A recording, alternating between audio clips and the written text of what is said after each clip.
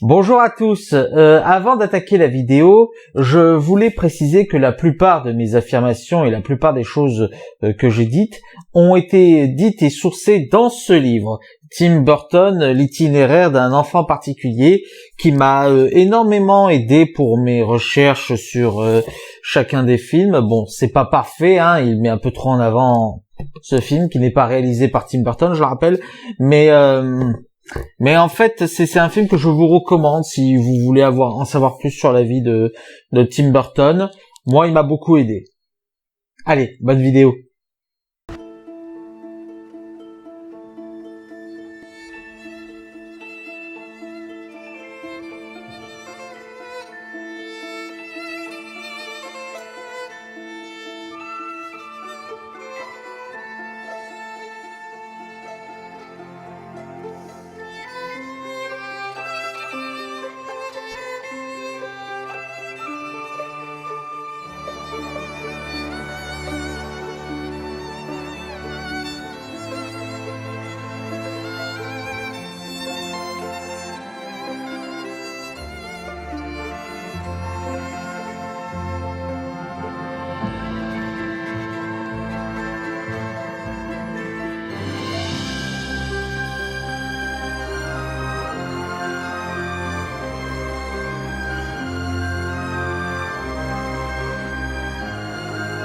Bonjour à tous. Ça fait longtemps que je vous dis que je creuse ma cinéphilie. Et vous savez, creuser sa cinéphilie, ça signifie trouver des réalisateurs ou des styles qui nous affectent particulièrement. Et c'est d'autant plus vrai que beaucoup de réalisateurs ont leur propre style particulier en termes de réalisation. Et parmi ces réalisateurs, il y en a un qui m'a toujours fasciné par l'univers qu'il a créé autour de lui. Tim Burton. Tim Burton fait partie de ces réalisateurs qui ont tout de suite captivé mon regard, notamment à l'adolescence où j'ai eu mon premier contact avec l'univers de ce réalisateur, avec des films comme Batman, Édouard aux mains d'argent ou encore Mars Attack. Même si, paradoxalement, mon premier contact avec Tim Burton, c'était avec un film qu'il n'a pas réalisé, mais dont l'empreinte dessus était extrêmement forte, à savoir L'étrange Noël de Monsieur Jack. L'année dernière, j'ai travaillé à faire une rétrospective sur mon réalisateur préféré, à savoir Steven Spielberg. Et l'exercice m'ayant beaucoup plu, j'ai décidé de refaire cette fois-ci avec Tim Burton. Mais avant toute chose, un petit retour sur sa vie. Tim Burton est né en 1958 à Burbank, en Californie, ou comme il l'appelle, l'antichambre de Hollywood, puisque c'est à peine à quelques mètres des usines et studios de 3 géants cinématographiques, Disney, Warner et Universal.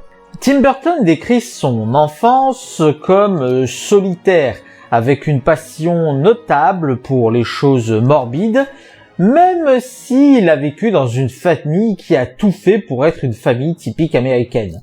Le truc, c'est que Tim Burton aimait beaucoup terroriser les enfants de son quartier avec des histoires d'invasion extraterrestre et ayant même simulé une scène très gore avec son frère cadet. Un charmant bambin.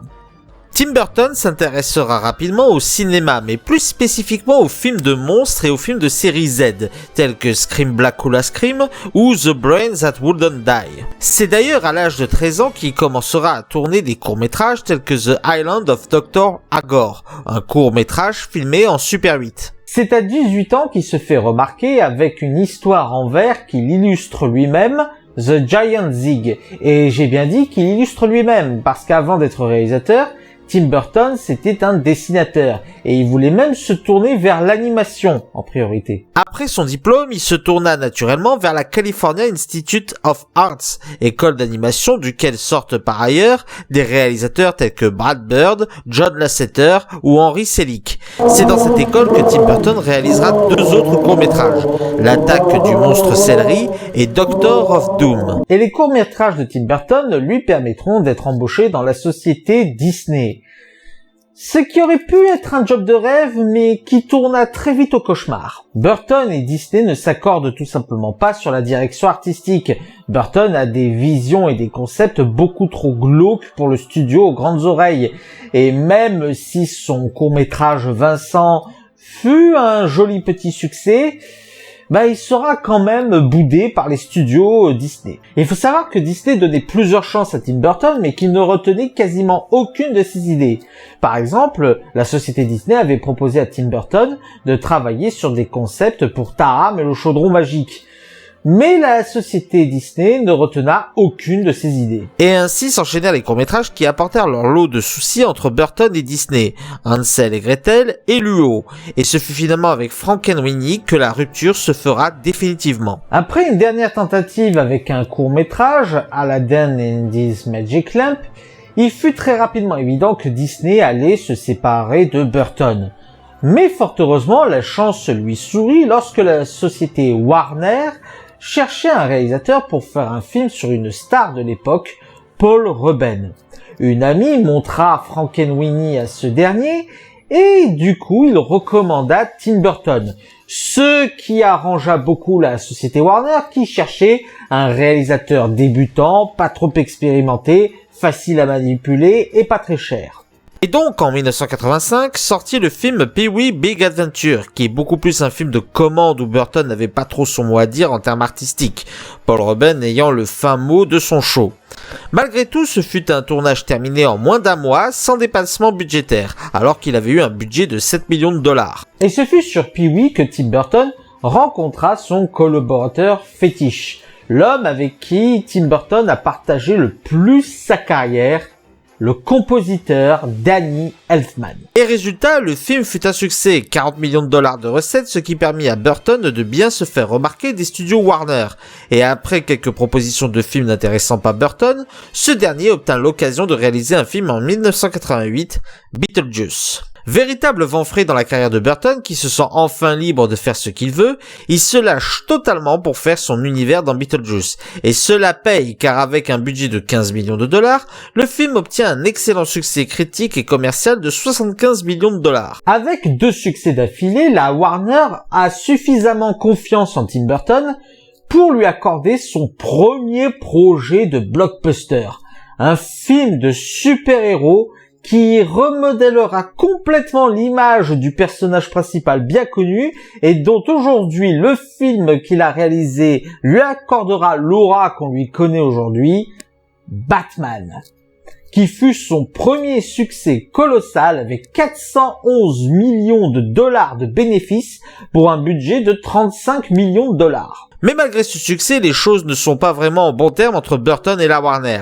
Cette dernière veut absolument que Burton fasse la suite de Batman. Mais Burton, vidé moralement par le tournage du premier volet, voulut se mettre à un film plus intimiste, plus proche du genre d'histoire qu'il voulait faire. Il s'orientera donc cette fois vers la 20th Century Fox pour réaliser en 1990 Édouard aux mains d'argent, qui a eu également un gros succès et qui signera la première collaboration de Burton avec un jeune acteur à l'époque, à savoir Johnny Depp. Suite au succès de Édouard aux mains d'argent, la Warner, qui regrettait amèrement de ne pas lui avoir accordé la réalisation de ce film, décida cette fois-ci de le recruter pour la suite de Batman auquel la Warner tenait tant, mais cette fois-ci en lui laissant une liberté artistique totale, ce qui permit à Burton de se lâcher, peut-être un peu trop d'ailleurs, parce que Tim Burton a eu une volée de bois vert à cause de ce film parce qu'il était jugé beaucoup trop violent. Bon, malgré tout, ce fut un succès très estimable avec 200 millions de dollars de recettes pour 80 millions de dollars de budget. Entre-temps, en 1994, Burton tiendra à faire une adaptation d'un poème qu'il avait écrit dans sa jeunesse. Mais pour des raisons d'emploi du temps, il ne sera que scénariste et producteur sur un film d'animation qui sortira sous les studios de Touchstone Pictures, une filiale de Disney, réalisé par Henry Selick, L'étrange Noël de Monsieur Jack. Son aura est tellement imprimée dans ce film que son nom apparaît dans le titre original, Tim Burton's Nightmare Before Christmas.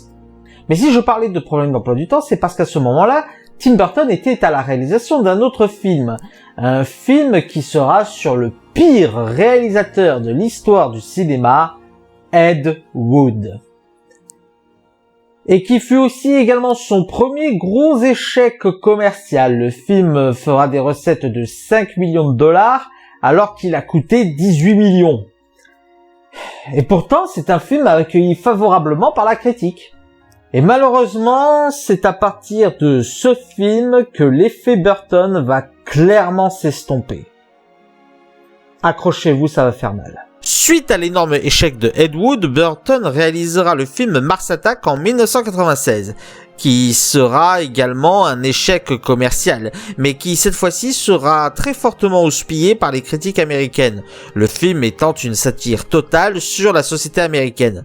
De plus, il a cette année une concurrence extrêmement forte, avec Independence Day de Roland Emmerich. Après un projet avorté sur un film sur Superman avec Nicolas Cage, Superman Lives, Burton réalisera en 1999 Sleepy Hollow, la légende du cavalier sans tête, film qui aura un honnête succès de 200 millions de dollars au box-office et recevra un accueil plutôt positif, de quoi donner espoir à ce que la machine Burton se relance malgré ses deux précédents échecs.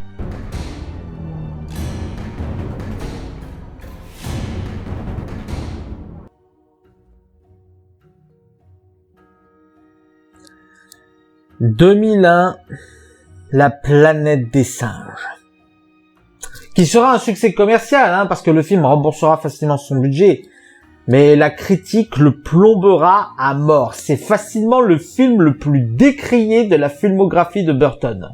Ceci dit, malgré tout, puisque c'est un succès commercial, cela a permis à Burton d'avoir un peu plus de liberté artistique sur son film suivant, en 2003, Big Fish, qui a des accueils critiques plutôt favorables, mais qui ne remboursera son budget qu'à l'international, ce qui est un nouveau coup de poignard dans la carrière de Burton. Fort heureusement, en 2005, il pourra se remettre flot avec deux succès commerciaux, Charlie et la chocolaterie et Les noces funèbres. En 2007, Burton retrouvera sa patte Sleepy Hollow avec cette fois-ci Sweeney Todd, le diabolique barbier de Fleet Street, qui aura un petit succès surtout à l'international. Mais ce sera véritablement en 2010 que Tim Burton aura sa carrière reboostée, avec Alice au pays des merveilles, produit par Disney, qui raflera plusieurs récompenses et aura un très joli succès. Allez Tim Burton, bon, t'as pris du plomb dans l'aile, t'as pris quelques coups de poignard, mais je suis sûr que maintenant, vu que tu es reboosté au niveau commercial, tu vas pouvoir te remettre à flot, bordel de merde!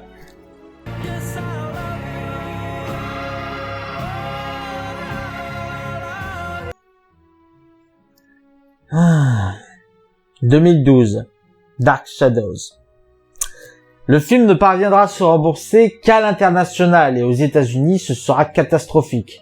Sur les 245 millions de dollars de recettes qu'il a fait, à peine 80 millions aux États-Unis, pour un budget de 150 millions de dollars. Et au niveau accueil critique, c'est pas ça non plus. Même chose la même année pour Frankenweenie, 80 millions à l'international pour 35 millions aux États-Unis. Bon, c'est moins grave que Dark Shadows vu que le budget était de 39 millions, mais quand même, deux coups de plomb sur Tim Burton, ça ne fait pas du bien. Je pense que c'est à partir de là que la carrière de Tim Burton atteindra le point de non relevé. En 2014 sort le film Big Eyes, qui a un petit succès mais qui passera relativement inaperçu. Et en 2016, Miss Peregrine et les enfants en particulier devra compter sur les recettes internationales pour se rembourser. Et son dernier film en date, le remake de Dumbo sorti en 2019, il connaîtra le même sort que ses derniers films. Un remboursement des frais uniquement à l'international. Et pourtant, l'accueil critique pour Dumbo était plutôt favorable. Depuis, niveau cinéma, je ne sais pas où en sont les plans de Tim Burton. Je sais juste qu'il travaille sur une série TV, Wednesday, qui devrait sortir cette année. Mais bon, même si l'aura de Burton a fortement perdu de son éclat, il serait faux de dire que Tim Burton n'est pas un réalisateur majeur de la pop culture. Beaucoup de ses films sont encore cultes encore aujourd'hui, et il a quand même laissé une empreinte sur pas mal d'icônes. Batman, par exemple, qui a connu son aura ténébreuse grâce à son premier film. Comme vous l'avez compris, j'aime énormément la filmographie de Tim Burton. Mais avant de nous y attaquer, il est important de se pencher sur ce qui l'a inspiré. Comme je l'ai dit, Tim Burton a vécu une enfance solitaire de par ses centres d'intérêt et son goût pour le morbide. Il n'est donc pas étonnant de voir que les marginaux sont le genre de personnages qu'il adore. La totalité de ses films parle de ces gens un peu spéciaux, poétiques, mais qui ne sont pas adaptés à la société. Mais si les marginaux est sa thématique principale, Tim Burton en a une autre à côté. La découverte d'un nouveau monde. Dans la plupart de ses films, Tim Burton nous entraîne dans un monde, dans un univers qui a ses propres codes et qui nous sortent de l'ordinaire. Dans ses références cinématographiques, il y a à boire et à manger. On peut retrouver une inspiration envers l'expressionnisme allemand, notamment avec Nosferatu de Murnau, mais on retrouve également dans ses inspirations des films de série Z, notamment avec un acteur en particulier, Vincent Price. Vincent Price, c'est l'acteur qui a énormément inspiré Burton dans sa filmographie, et c'est lui qui va inspirer beaucoup de personnages tragiques, de personnages dramatiques, mais surtout de personnages gothiques. Car oui, Tim Burton utilise beaucoup l'esthétique gothique. Dans la plupart de sa filmographie, la mort et le macabre ne traînent jamais loin. Mais pas pour faire quelque chose d'effrayant, paradoxalement. Et dans son inspiration gothique, il faut beaucoup chercher du côté de la littérature, notamment un écrivain extrêmement connu, Edgar Allan Poe. Connu comme un poète maudit, il n'est pas étonnant que Poe ait fortement inspiré Burton, tellement la poésie morbide est un cheval de bataille chez le poète. Je vous invite à lire ses écrits sur Wikisource pour vous en rendre compte. Tressaillant au bruit de cette réponse, jetée avec tant d'à-propos. Sans doute, dis-je, ce qu'il prononce est tout son bagage de savoir, qu'il a pris chez quelques maîtres infortunés, que le malheur impitoyable a poursuivi ardemment, sans répit, jusqu'à ce que ses chansons n'eussent plus qu'un seul refrain, jusqu'à ce que le de profundis de son espérance eût pris ce mélancolique refrain, jamais, jamais plus. Mais le corbeau, induisant encore toute ma triste âme à sourire, je roulai tout de suite un siège à coussin en face de l'oiseau et du buste et de la porte.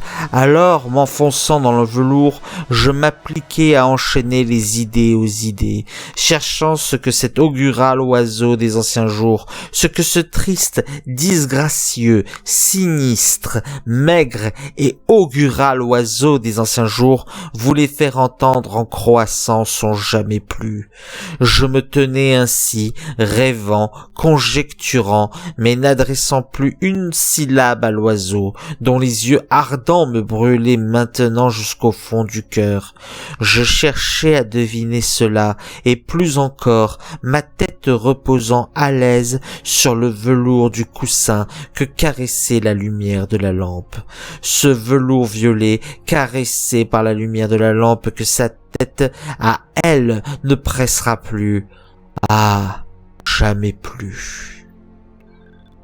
Mais si la poésie de Poe va énormément inspirer l'univers gothique de Tim Burton, au niveau de son style graphique, il faudra plus se pencher vers un animateur du nom de Dr. Seuss. Si vous ne savez pas qui c'est lui qui a créé le Grinch. Bon, maintenant je pense que nous pouvons rentrer dans le vif du sujet, la rétrospective.